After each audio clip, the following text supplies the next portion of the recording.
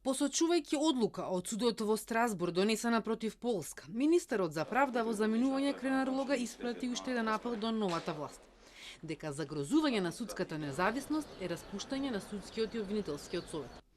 Европскиот суд за човекови права утврдил дека на судијата Гржеда, кој бил отстранет од Националниот судски совет пред да му заврши мандатот, му било повредено правото на правично судење и дека со ваквите судски реформи судството било изложено на мешање од другите две власти. На брифингот со новинарите, Лога посочи и пресуда од управниот суд, кој пресудил во корист на член на второстепената државна комисија. И во првиот предмет и во вториот предмет се докажува дека не може вие да направите прекин на мандат на институција која вие со 2/3 и со загарантирано право со уставот. Во овој дел прашањето ми е врзано со судски совет и советот на јавни обвинители. Иако пред една година беше во војна со судски, Лога вели дека сега не ги брани лично нив, туку е на вистинската страна.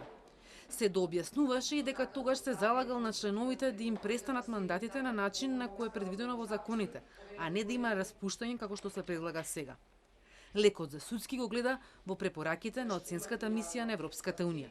За критиките од мандатарот Мицковски дека наместо да работи за граѓаните да ја зголеми довербата во судската власт, плодна почва за кадрите во правосудството нашол во зајас, Лога вели.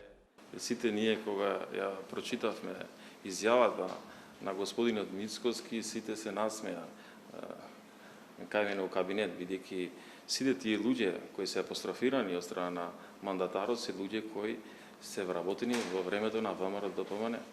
За жал, јас не можам да сносам одговорност повеќе од тоа што сум добивал одговорност. За разлика од тоа што ВМРО-ДПМН не учествувала во работните групи за законите. Лога тврди дека е отворен за соработка и совети, но најавува дека до запирка ќе следи се што се случува во ресорот правда и како што рече, ќе биде огледало на новата власт. На брифингот новинарите добија и список за сработеното во правда за време на неговиот мандат. Во листата на закони донесени од собранието ги немаше контроверзните измени на кривичниот законник, кои се уште предизвикуваат последици, со застарување на предмети и илјадници евра трошоци за пропаднати судски постапки.